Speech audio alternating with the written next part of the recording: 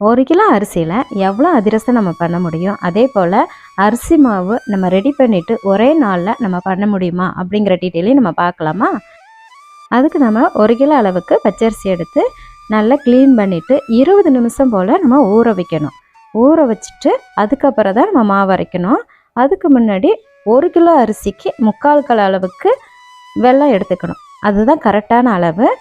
இப்போ பாருங்கள், அரிசி நல்லா 20 நிமிஷம் ஊறிடுச்சு. இதை நல்லா வடிகட்டிட்டு அதுக்கப்புறமா நம்ம காட்டன் துணியில் நல்லா பரப்பி விட்டு ஈரம் போகிற அளவுக்கு நம்ம காய வச்சாலே போதும். ரொம்ப காய வைக்கணுன்ட்டு இல்லை. அதை எடுத்து நம்ம மிக்சிலேயே நம்ம அரைச்சிக்கலாம். அரைச்ச மாவை நம்ம சல்லடையில் வச்சு நல்லா சலிச்சு எடுத்துக்கணும். மாவு எப்படி இருக்கணும் அப்படின்னா லைட்டாக ஈரப்பதத்தோடு இருக்கணும். நம்ம பிடிச்சு பார்த்தோம் அப்படின்னா பிடிக்க வரணும். உதுத்து விட்டோன்னா நல்லா பொழு பொழுன்னு உதிர்ந்து வந்துடணும். அதுதான் கரெக்டான ஒரு பக்குவம். அந்த மாவுலேயே நம்ம ஒரு 2 துண்டு அளவுக்கு சுக்கு அளவாக சேர்த்துக்காங்க, ரொம்ப பெருசாக வேண்டாம்.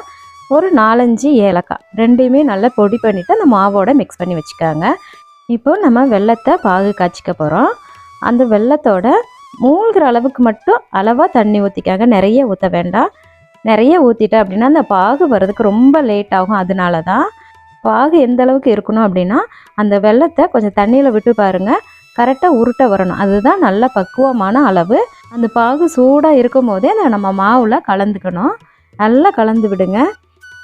பாகுக்கு சர்க்கரை நல்லா கரைஞ்ச உடனே ஃபில்ட்ரு பண்ணிவிட்டு அதுக்கப்புறமா நீங்கள் பாகு காய்ங்க. அப்போ தான் மண் தூசி இருந்தால் டக்குன்னு நமக்கு ஃபில்ட்ரு ஆகிடும்.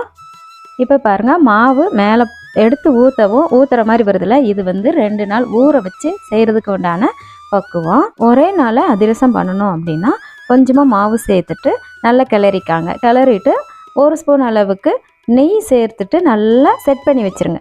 செட் பண்ணிவிட்டு அதுக்கப்புறம் ஒரு காட்டன் துணி வச்சு நல்லா லாக் பண்ணி வச்சுக்கலாம்.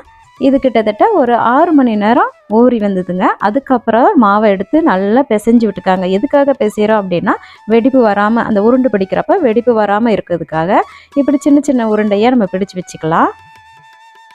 உருண்டை பிடிக்கும் போதே நம்ம ஆயில் நல்லா காய வச்சுக்கலாங்க.